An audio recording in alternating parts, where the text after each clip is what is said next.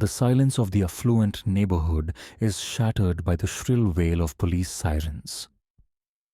Flashes of red and blue slice through the night as emergency lights dance across manicured lawns, casting long shadows over perfectly trimmed hedges. Neighbors, peeking from behind curtains, exchange murmurs laced with fear and curiosity, unable to look away from the unfolding chaos. The once peaceful suburban streets now pulse with an unspoken tension. The tranquility that had defined the neighborhood is gone, replaced by the loud, insistent presence of the police. Emma Carter stands frozen on the driveway. Her designer dress, once pristine, is now stained with blood, the dark crimson stark against the soft fabric. Her eyes are wide, unblinking, her hands trembling as if they are no longer part of her body. "I had no choice," she whispers repeatedly, her voice barely audible, trembling in the cold night air. She stares at the ground, as if hoping the earth would swallow her whole, but nothing happens. The weight of her own words presses heavily on her chest. Inside the mansion, the air is thick with tension. The officers push through the large, grandiose kitchen, a sight too familiar in its wealth, but now entirely out of place in the context of the horror before them. Nathan Carter's lifeless body lies sprawled on the marble floor, his once chiseled features now frozen in a grimace. A heavy glass sculpture, its sharp edges now smeared with blood, rests near his outstretched hand. The blood pools around him, stark against the pristine white of the kitchen floor, as if mocking the perfection that had once surrounded him. The officers step around him, their eyes scanning the room for answers that seem just out of reach. A small crowd has gathered at the edge of the street, whispers flying faster than the flashing lights. They were the perfect couple, one neighbor mutters, her voice low but charged with disbelief. Everyone envied them. A second neighbor shakes her head, her voice edged with something darker. Perfection often hides the darkest secrets. Detectives arrive on the scene, their presence commanding the space. Detective Harper takes in Emma's dazed demeanor, her blood-stained clothes, the shaken look in her eyes. Something doesn't add up. The officers note the inconsistencies in Emma's story. Detective Harper? She's in shock, but there's something more. A woman like her doesn't crack under pressure this easily. We need to dig deeper. One of the officers gestures toward the sculpture, blood still dripping from it. "Officer, that's the weapon, but her hands are clean. No prints." Harper looks over at Emma, who stands silently, broken, staring into the void. The pieces are starting to shift, but the truth is still elusive. "Detective Harper, we'll see if her story holds up. For now, we need to focus. There's more here than meets the eye." Emma Carter, once a rising star in the world of journalism, now spends her days in the shadow of a life she never imagined. The sprawling mansion that she and her husband, Nathan, call home should be a symbol of success, but to her, it feels more like a gilded cage. Every morning, she gazes out the windows, watching the sunlight reflect off the pristine lawns, and wonders where her ambition, her voice, has gone. Her life, once defined by sharp intellect and determination, now revolves around the upkeep of a perfect household. The echoes of her former life, her drive to uncover the truth and fight for justice, feel distant, like a dream she once had. Nathan, always in the spotlight, has his career, his accolades, while Emma watches from the sidelines, wondering how she became this woman, overlooked, unheard, and desperately alone. The house is eerily quiet, Its vast, tastefully decorated rooms are empty, save for Emma. She walks through the grand halls, her footsteps a soft echo against the marble floors.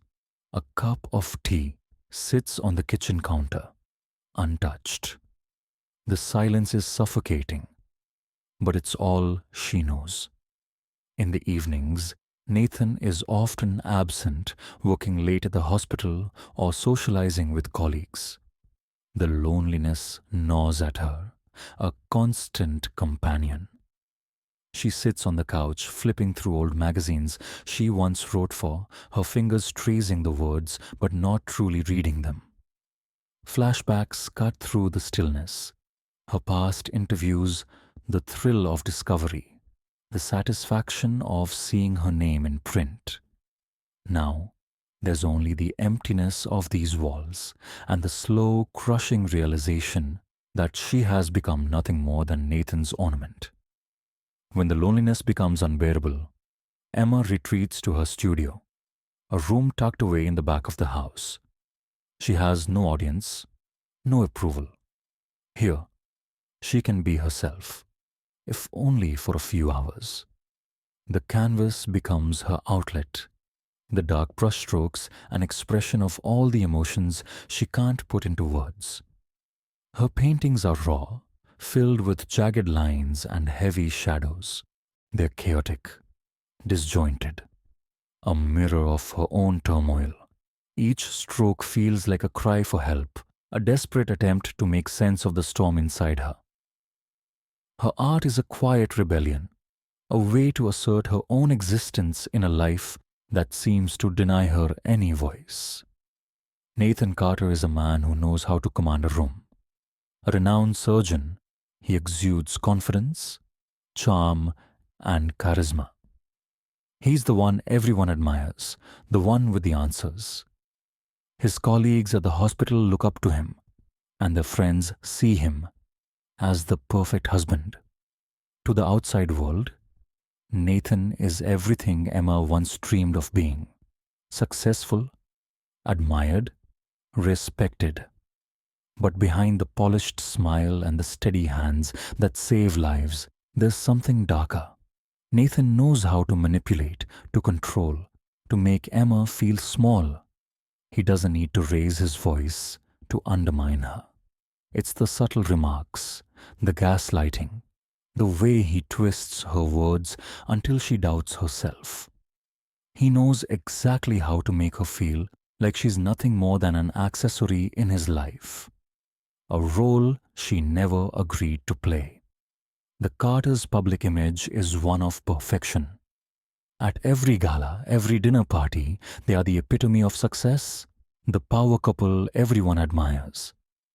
Their friends envy their wealth, their beauty, and their seemingly unshakable bond. Their lives are captured in glossy magazine spreads, their smiles frozen in time for all to see. But behind closed doors, Emma feels like an outsider in her own marriage. Nathan's infidelity, his emotional distance, it all festers beneath the surface. The public adoration of their relationship is a cruel contrast to the reality she faces every day. It's an illusion, and Emma can see the cracks forming. She wishes she could break free from the prison of their perfect image. But how do you escape from something that looks so flawless on the outside? The first hint of Nathan's betrayal comes in the form of a lipstick stain on his collar. Emma doesn't want to believe it, but she knows. Her suspicions grow as she notices late-night phone calls, hushed voices on the other end, and the lingering scent of perfume that isn't hers. She confronts him one evening, her voice trembling with the weight of unspoken fears. "Who is she?" Emma demands, the question thick with the emotion she can no longer suppress. Nathan looks at her, his face momentarily betraying a flicker of guilt, but it quickly disappears behind a mask of indifference. "You're imagining things. I've been working late." She knows he's lying, But what can she say? His words twist around her like a vice, making her question her own reality. Every attempt to hold him accountable is met with dismissive deflection, a casual shrug that makes her feel small and insignificant. The walls are closing in, and Emma begins to realize she's trapped, not just in her marriage, but in her own mind. As the days pass, Emma's resentment grows. She watches Nathan with his polished smile and easy charm and feels the rage simmer just beneath her surface. The late nights, the whispers on the phone, the lies, each one chips away at her. But it's not just him she resents anymore. It's herself too. How did she get here? Why didn't she see it coming? She spends sleepless nights staring at the ceiling, her mind racing with questions and doubts. What is she waiting for? For Nathan to change? For the marriage to heal itself? Or is it the moment when she finally breaks free from the person she's become? The tension builds inside her, and every day it feels like she's standing on the edge, ready to fall into freedom, into chaos, into something that might destroy her, but might also be her only way out. The soft hum of Emma's phone buzzing on the kitchen counter cuts through the silence. She's alone in the house as usual, the afternoon light streaming in through the windows. She glances at Nathan's phone, carelessly left unattended on the counter. The temptation is too strong to ignore. She picks it up, her fingers shaking slightly as she scrolls through the recent messages. The first one catches her eye. It's a text from a name she doesn't recognize. Vanessa. A short message. I miss you, come over tonight.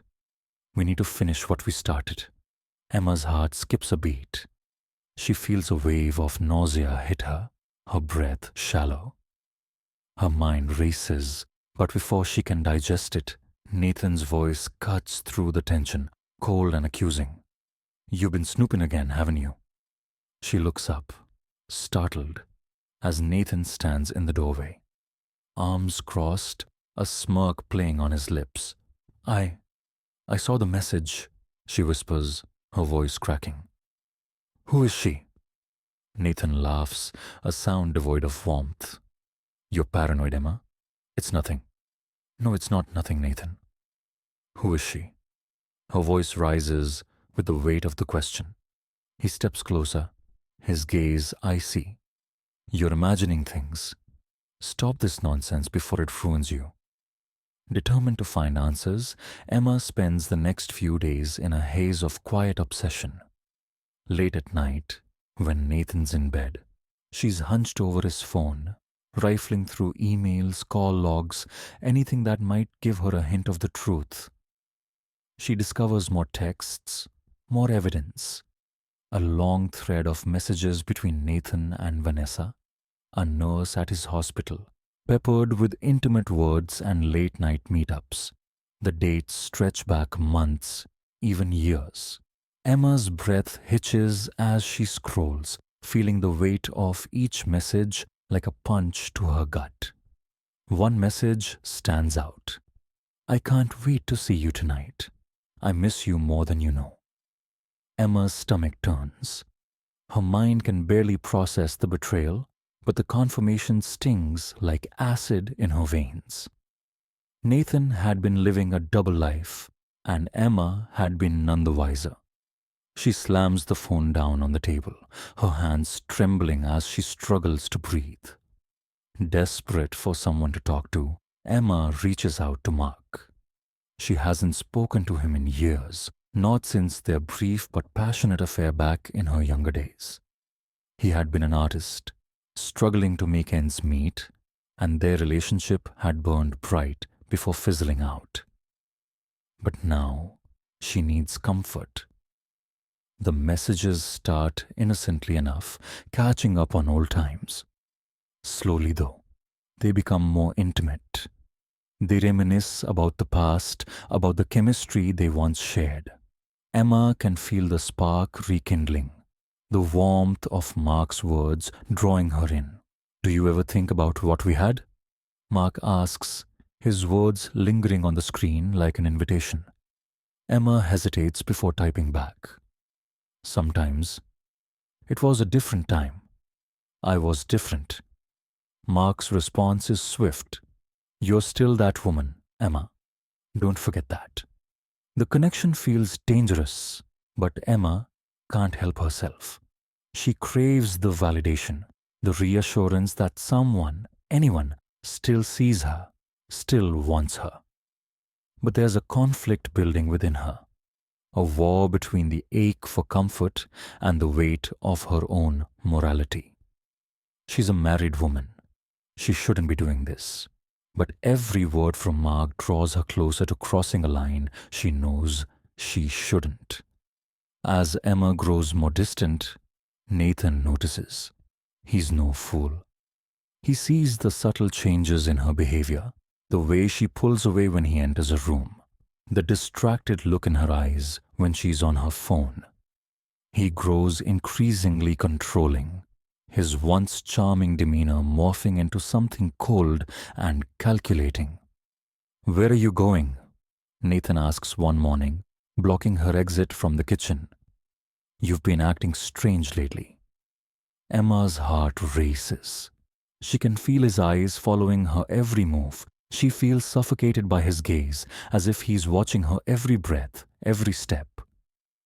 I'm just going out for a walk, she replies, her voice barely above a whisper.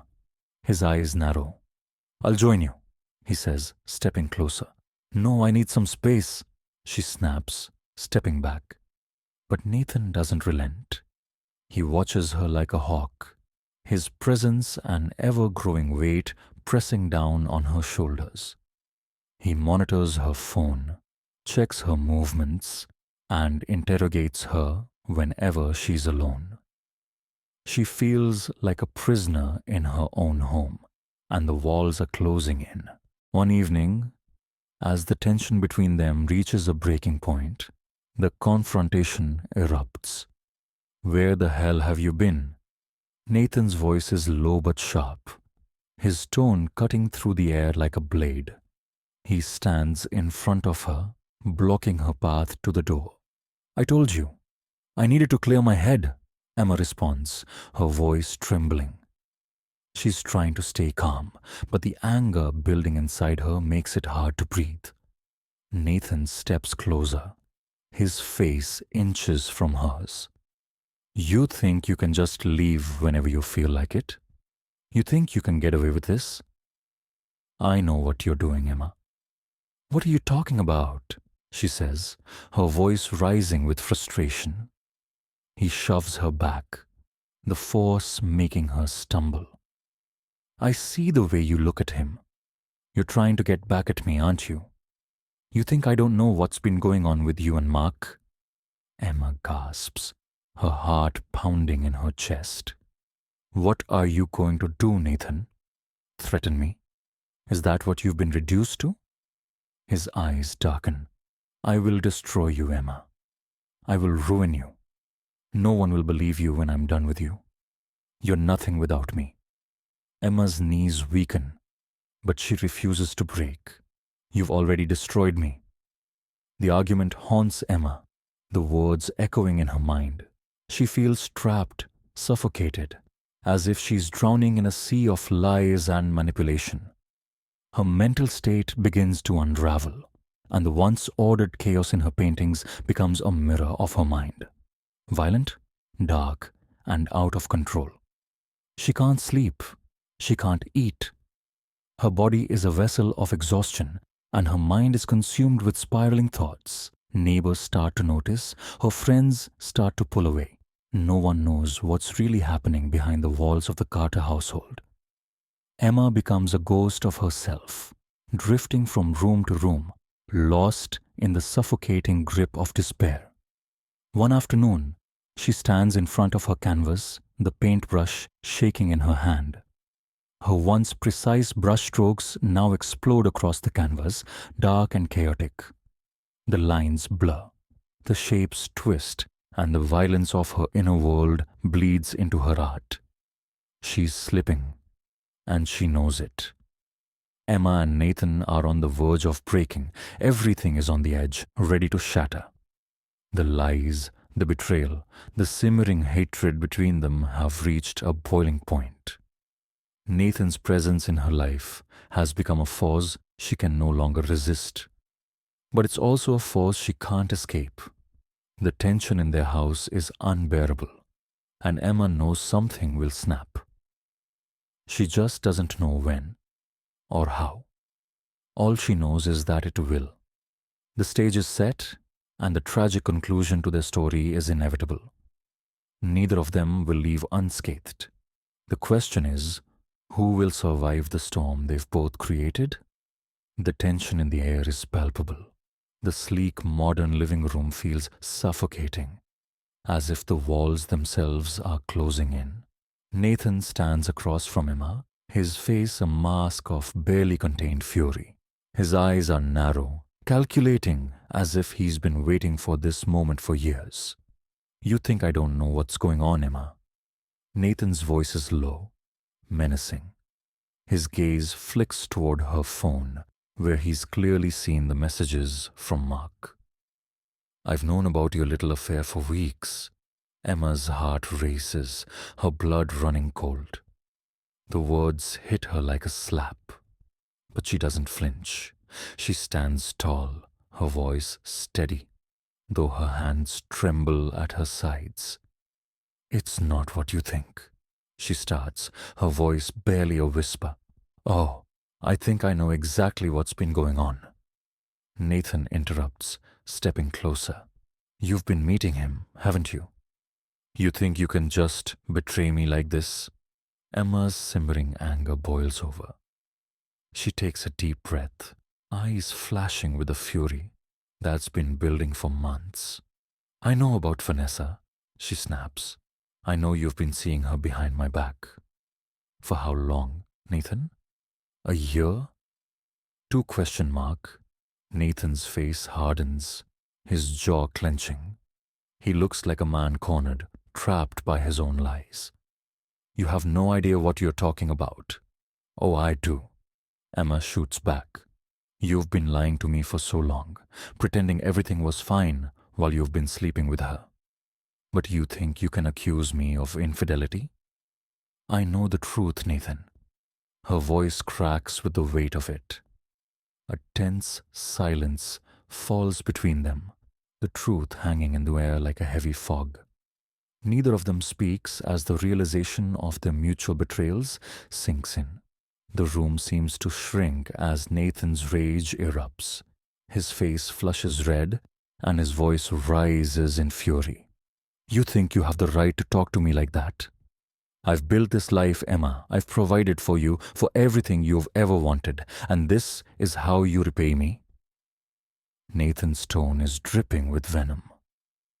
He takes a step toward her, and Emma instinctively steps back. "You're nothing without me," he growls, his eyes locked on hers with a cold, predatory intensity. "You've lost your mind, haven't you? I'll make sure everyone knows the truth about you. Your mental instability, your lies, your affairs. I'll destroy you, Emma. You'll have nothing left." Emma's heart pounds in her chest. She's shaking, but not with fear, with rage. Her mind races as she takes in the threat. Nathan's words cut deeper than any physical blow could. But Emma knows one thing. She won't let him break her. "You think you can control me? You think you can destroy me with your lies?" She spits back, her voice raw.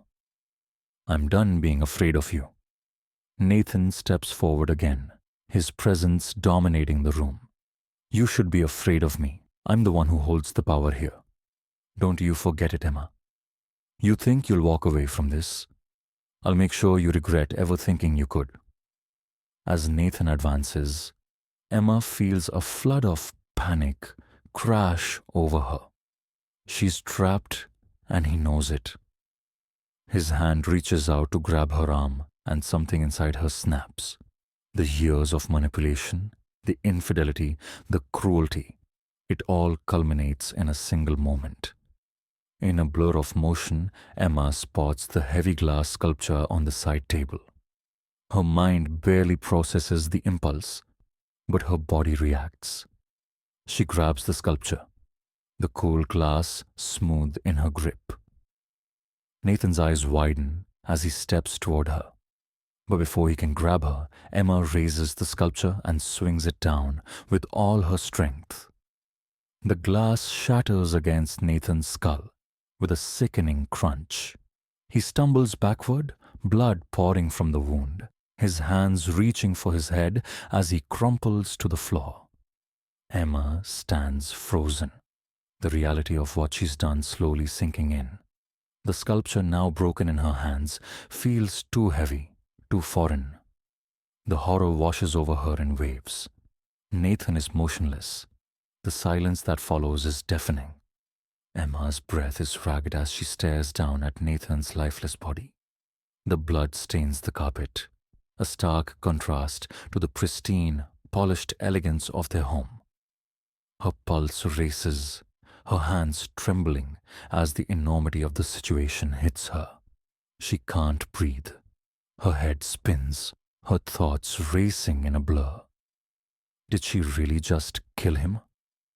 Her eyes flicker between the bloodied body and the surroundings, her mind desperately searching for a way out.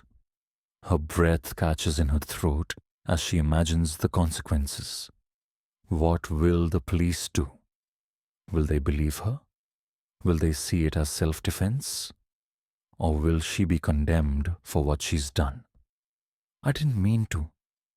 She whispers to herself, her voice barely audible. Her fingers press against her temples, trying to calm the pounding in her head. I didn't want this. I didn't want him dead. But there's no going back. The body is cold now. The life that once filled this house is gone. Emma stands there motionless as the weight of her actions crashes down on her. Desperation claws at her throat. She can't just leave it like this. She can't go to jail. She has to do something. Her mind races, calculating. The only thing she knows for sure is that she can't let anyone find out what happened. The police. They'll ask questions and they won't believe her story. She needs to buy time, to think, to process everything that's spiraling out of control. Emma rushes to the door and locks it. She quickly grabs a few things, her phone, the house keys, and then begins to rearrange the room. She wipes down the sculpture, making sure there's no trace of her fingerprints, the bloodstains on the floor. She can't get rid of those, but maybe she can make it look like something else. With shaky hands, Emma drags Nathan's body away from the middle of the room, positioning it in a way that suggests a struggle, a robbery gone wrong. She tosses a few objects around, creating chaos to mislead anyone who might come in. She arranges the room, making sure to leave just enough signs of a break-in. It's a frantic attempt at making everything look like it wasn't her fault. But deep down, Emma knows that the truth will come out. It always does. She takes one last look at Nathan's body, her stomach twisting with guilt. But she pushes the feeling away. There's no time for guilt now. The days following Nathan's death felt like a slow-motion spiral into hell. Emma sat in the police station, the sterile walls pressing in around her. The detectives were methodical, calm, but Emma could feel their eyes, trained on her like vultures circling. The details she thought had been carefully planned, her carefully crafted story, was starting to unravel. Detective Harris leaned over the table, his fingers drumming lightly on his notepad. Ms. Reed, we've reviewed your account. The timeline of events seems off. You said you were at home alone when Nathan arrived, yet we found the back door unlocked. Why would you leave it open after a robbery? Open? Emma felt a cold sweat break out on her forehead. She didn't expect them to question every detail so thoroughly. I don't know, she stammered, her voice shaking. I must have forgotten to lock it. I was in shock. I wasn't thinking clearly. Harris's eyes narrowed, his gaze unwavering. And the way the furniture was knocked over, the objects strewn around. It doesn't quite fit the narrative of a random home invasion. What happened in that room, Miss Reed? Emma's throat tightened, her words caught in a knot. The carefully placed clues, the way she'd arranged the scene, was starting to fall apart. She couldn't keep up the lie much longer. But she had to. She had to. Across town, Mrs. Blake, a nosy neighbor who had lived next door for years, was speaking to the detectives. Her soft, high-pitched voice echoed in the interrogation room. I heard them arguing again. It's not unusual, really, but it was loud that night. Nathan, he's got a temper, you know. Detective Andrews pressed her for specifics. When did you hear these arguments, Mrs. Blake? Oh, about 3 days before, maybe 4, Mrs. Blake replied, her voice trembling. I remember it because I was on the phone with my sister, and I could hear them shouting. Emma was crying. It sounded bad. I didn't think much of it at first, but when the police came and told me what happened, I thought it might be important. And what were they arguing about? Andrews asked, his voice stern. Mrs. Blake hesitated before speaking again. I couldn't make out the words, but Nathan, he was yelling. He was so angry. Emma was trying to calm him down, but I could hear her too. She didn't sound scared, just defeated, like she couldn't get through to him. The detective scribbled a note, a frown pulling at the corners of his mouth. This was no longer just a tragic accident. It was beginning to look like something much darker. As the investigation deepened, forensic evidence started to surface. The glass sculpture, Emma's supposed weapon of self-defense, had been carefully wiped down. Or so she thought. The forensic team had discovered a partial fingerprint on the base. Not Nathan's, Emma's. Detective Harris stood over the evidence table, staring down at the print, his fingers rubbing his chin. This is not good. It's directly on the weapon.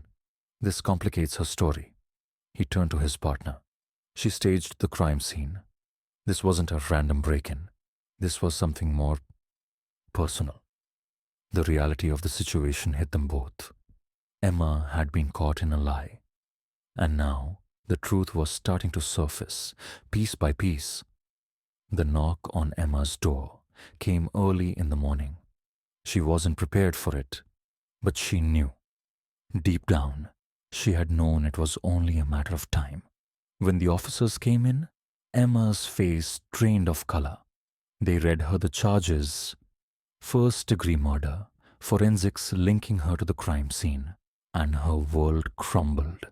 The composed, controlled woman who had carefully manipulated the situation was now unraveling in front of the law. You're under arrest for the murder of Nathan Reed, Officer Walker stated, his voice calm but firm. Emma's knees buckled beneath her.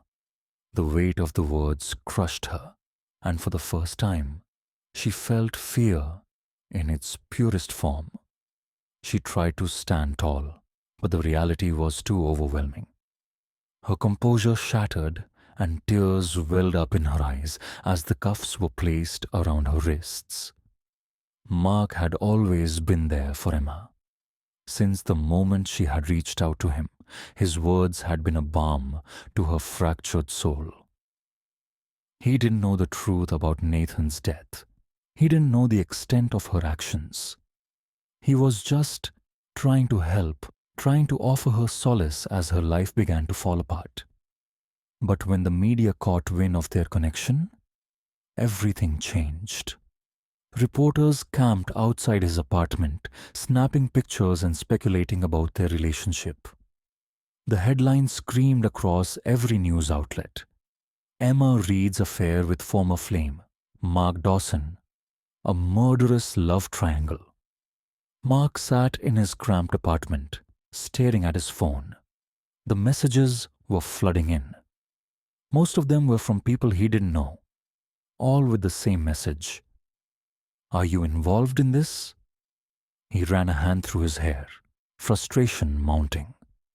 He had no idea what to do. He had no idea Emma was capable of this. And now his name was forever tied to hers, dragged through the mud with no way to escape. The courtroom buzzed with anticipation as the trial began. Emma sat at the defense table, her hands clasped tightly in her lap, her face a mask of stoic resolve. She had become a symbol, an icon of both sympathy and suspicion. Her lawyer, a seasoned criminal defense attorney, painted a picture of Emma as a woman driven to the brink by years of emotional torment. He called witness after witness to testify about Nathan's controlling behavior, his manipulation, the psychological toll it had taken on Emma. The defense claimed she was a victim, trapped in a marriage of emotional and psychological abuse. But the prosecution had their own narrative. They painted Emma as a calculating woman who had used the opportunity of Nathan's absence to stage a crime scene, playing the role of a victim to cover her tracks. As the final arguments were delivered, Emma's heart pounded in her chest. She wanted to scream out the truth, but she couldn't. She had already said too much and too little. There was nothing left to do but wait for the jury's decision. The jury deliberated for hours, their decision hanging in the balance. When they returned to the courtroom, the air was thick with tension. The foreman stood, his voice steady, as he delivered the verdict. We, the jury, find the defendant guilty of manslaughter. The words hit Emma like a punch to the gut. She had expected a harsher sentence, but the relief was fleeting. 15 years in prison, a lifetime of regret. As the courtroom erupted into murmurs, Emma remained unmoving, her face a study in emotional control. Inside, though, a storm raged. Guilt, fear, and regret swirled in her chest. But no one would ever truly understand what had driven her to this point. Alone in her prison cell, Emma lay on the hard cot, staring at the ceiling. The walls were cold, unforgiving. She thought back to the moment of Nathan's death, the heat of the argument, the strike of the glass sculpture. She had killed him, not in self-defense, not in the heat of passion. She had killed him because he had trapped her, and in doing so, she had trapped herself. Her thoughts were interrupted by the echo of footsteps in the hallway. She closed her eyes, wishing for the silence to return. But she knew it wouldn't. The world she had known, her freedom, was gone, and she would never be the same. The story of Emma Reed was one of secrets, lies, and manipulation. Beneath the surface of a seemingly perfect life lay a world of deception, where a woman's choices led her to a tragic end. The courtroom had delivered its verdict, but the real question lingered. Was Emma a victim of her circumstances, or had she become the villain in her own story? As the narrator reflects on the case, the haunting truth is clear. In the search for justice, there are no clear heroes, only flawed, vulnerable people trying to survive in a world that often doesn't care.